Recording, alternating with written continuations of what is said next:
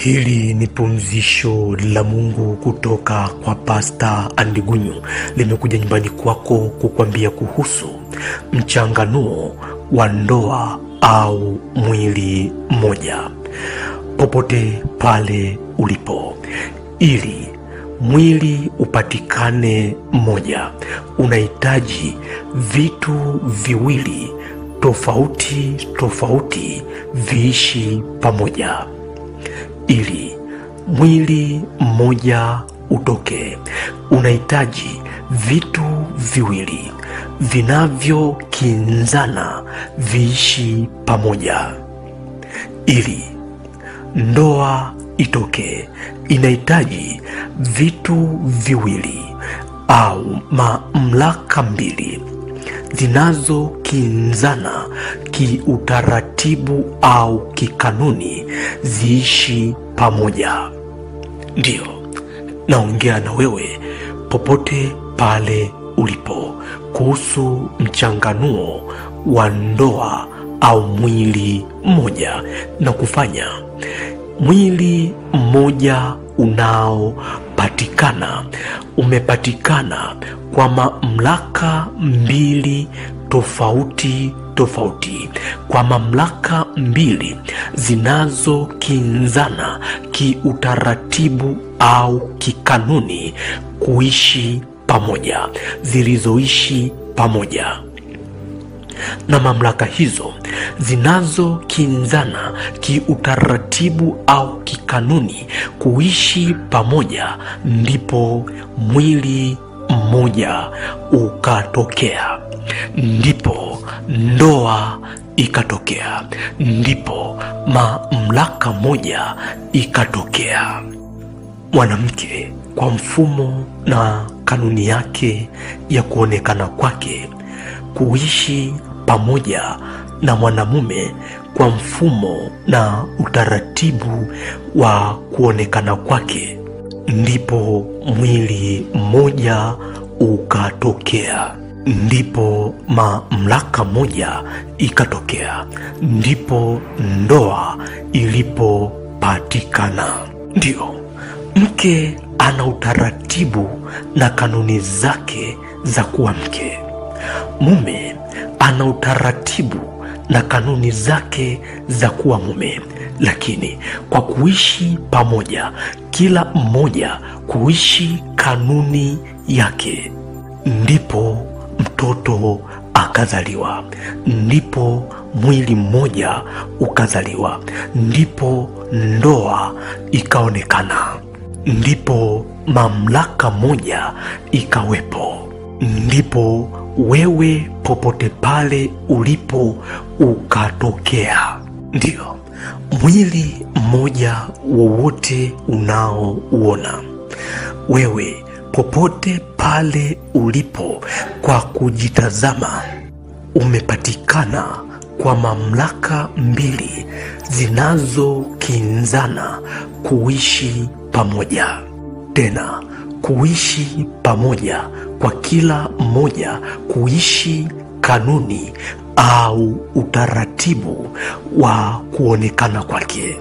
Kama ni mwanamke kuishi kanuni na utaratibu wa mwanamke, mwanamume kuishi utaratibu au kanuni za mwanamume, na kwa kila mmoja kuishi utaratibu wake, ndipo wakaishi pamoja na kupatikana mwili mmoja ambaye ni wewe, na ukapatikana mamlaka moja ambayo ni wewe popote pale ulipo. Kwa hiyo hakuna ndoa wala mwili mmoja pasipo uwepo wa vitu viwili tofauti, vitu viwili vinavyokinzana kiutaratibu au kikanuni kuishi pamoja, na wanaishi pamoja kwa kila mmoja kuishi kanuni na utaratibu wake. Na wanaishi pamoja kwa kila mmoja kuishi utaratibu au kanuni yake. Mke kuishi kanuni na utaratibu wa kiwanamke. Mume kuishi kanuni na utaratibu wa kiwanamume, ikiwa na maana kila kimoja kwa jinsi yake kuishi kanuni na utaratibu wake. Mbingu na utaratibu wake, ardhi au dunia na utaratibu wake, anga na utaratibu wake, na ardhi na utaratibu wake. Na kwa kila mmoja kuishi utaratibu au kanuni sawa na kuonekana kwake, hao ndio huitwa wanaoishi pamoja. Hao ndio huitwa waliotengeneza mamlaka moja. Hao ndio huitwa waliotengeneza mwili mmoja. Hao ndio huitwa waliotengeneza ndoa.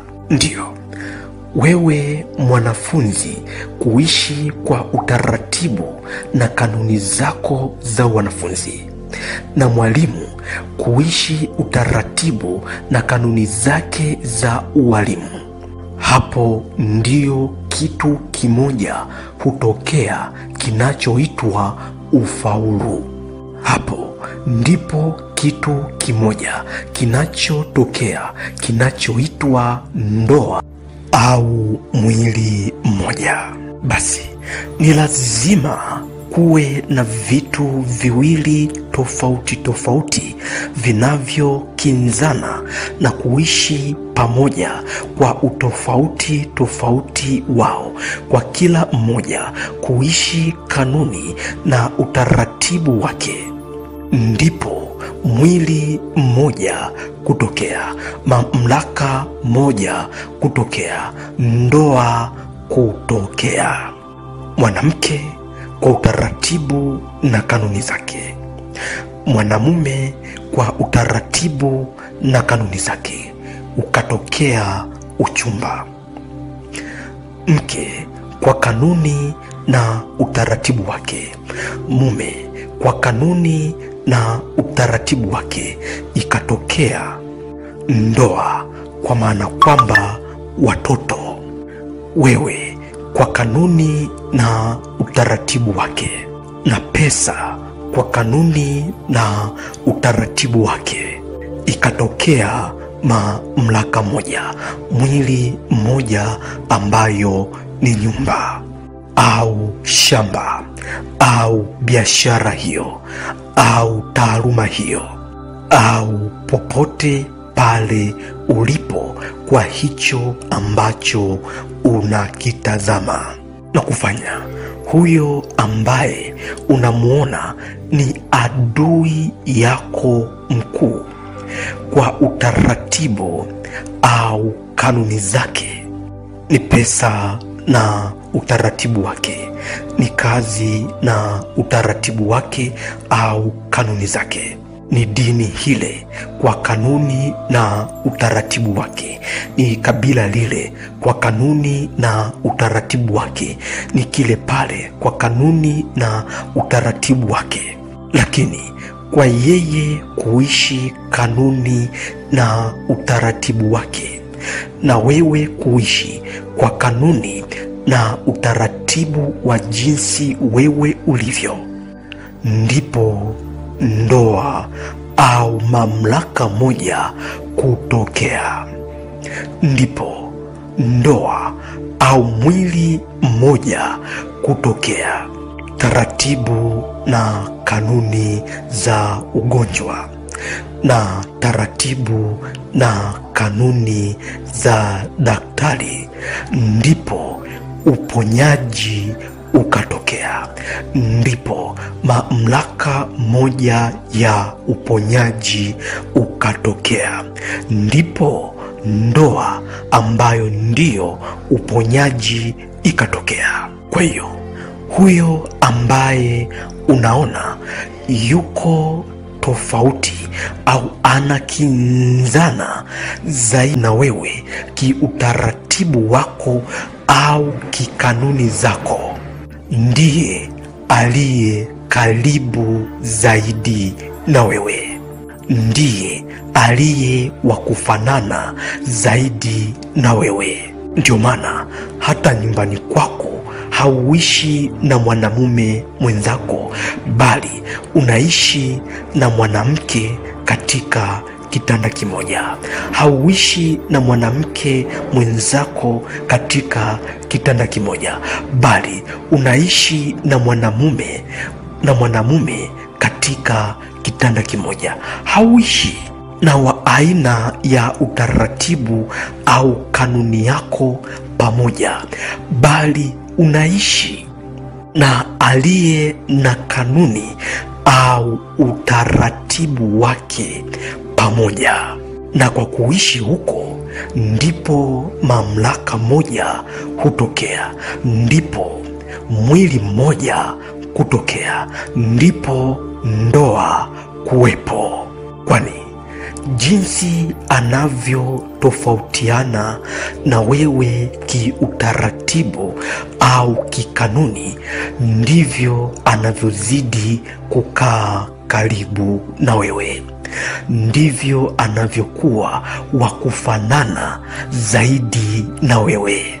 Chochote ambacho kinatofautiana na wewe kikanuni au kiutaratibu zaidi, ndicho ambacho kinakaa karibu zaidi na wewe, ndicho ambacho ni kisaidizi au pumzisho lako wewe. Na imekuwa maisha yako yote, huyo ambaye yuko karibu na wewe, huyo ambaye ni wa kufanana na wewe, kimaanisha anakinzana na wewe kikanuni au kiutaratibu, huyo ndiye pumzisho lako, huyo ndiye rafiki yako, huyo ndiye uponyaji wako, huyo ndiye muujiza wako, huyo ndiye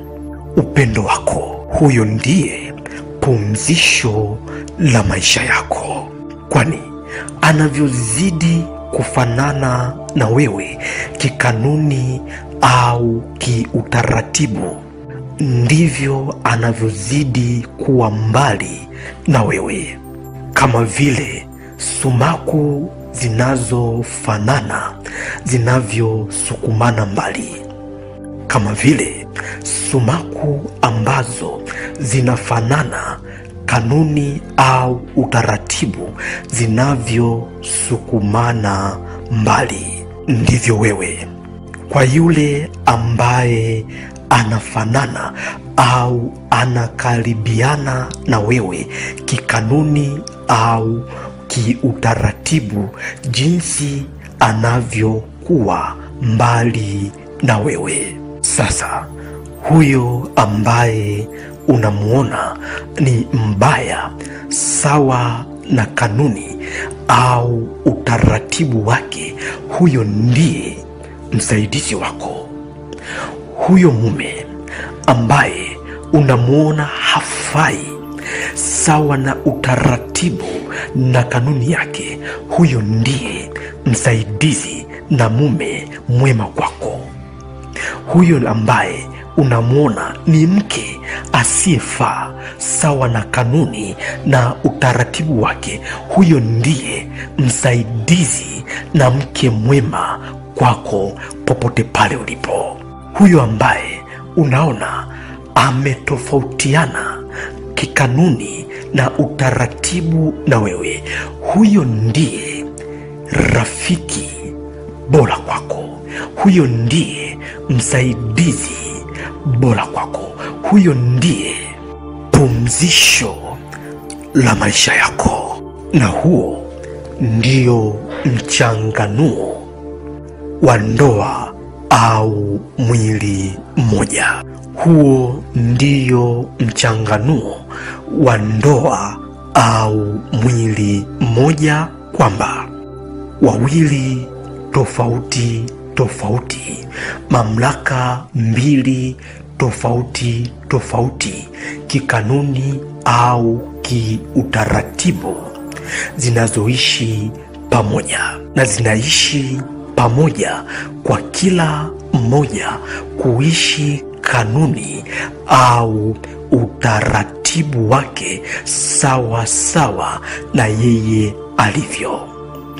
Mwanamke kwa utaratibu wa kike, mwanamume kwa utaratibu wa kiume, fedha kwa utaratibu wake, biashara yako kwa utaratibu wako, mwalimu kwa utaratibu wake, wewe kwa utaratibu wake, kwa utaratibu wako. Kwa maisha hayo ndiyo huitwa maisha ya ndoa, ndiyo huitwa maisha ya mwili mmoja, kwa kuwa popote ulipo wewe ndiye ndoa, wewe ndiye mwili mmoja, kwa kuwa kuishi kwako kote, kanuni na utaratibu wa maisha yako unakinzana na chochote popote pale kilipo, unakinzana na utaratibu au kanuni ya chochote popote pale kilipo.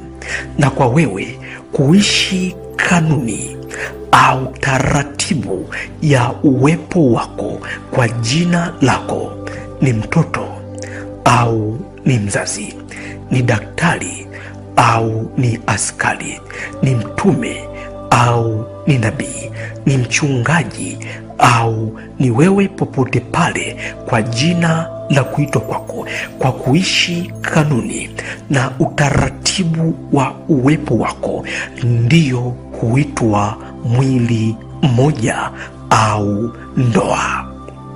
Basi popote pale ulipo, wewe ndiye uliye ndoa bora, wewe ndiye uliye mke bora, wewe ndiye uliye mume bora, wewe ndiye uliye mtoto bora, wewe ndiye uliye mzazi bora, wewe ndiye uliye baba bora, wewe ndiye uliye rafiki bora, wewe ndiye uliye taifa bora, wewe ndiye uliye dhehebu bora, wewe ndiye uliye neno bora, wewe ndiye uliye bora kwa kuwepo kwako, kwa jinsi hiyo hiyo ulivyo popote pale ulipo, kwa kuwa wewe ndiye mchanganuo wa ndoa au mwili mmoja.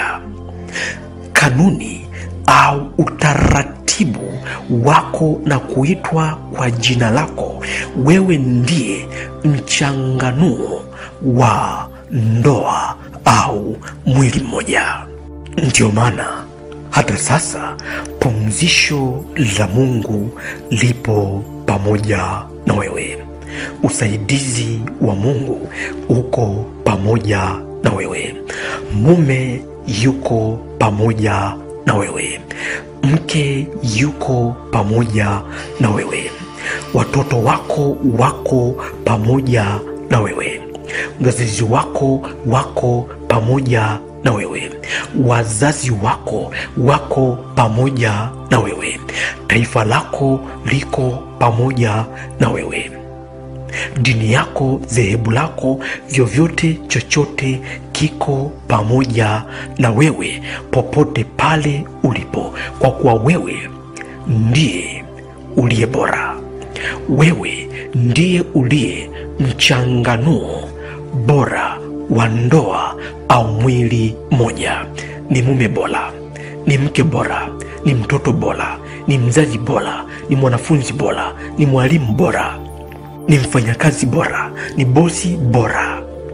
Ni wewe popote pale kwa jinsi ulivyo hivyo hivyo ndiye uliye bora kwa mchanganuo wa mwili mmoja, yani ndoa.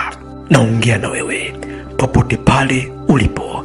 Basi pokea pumzisho hili la wewe kuwa mchanganuo wa ndoa au mwili mmoja popote pale ulipo. Pokea na liwe kwako.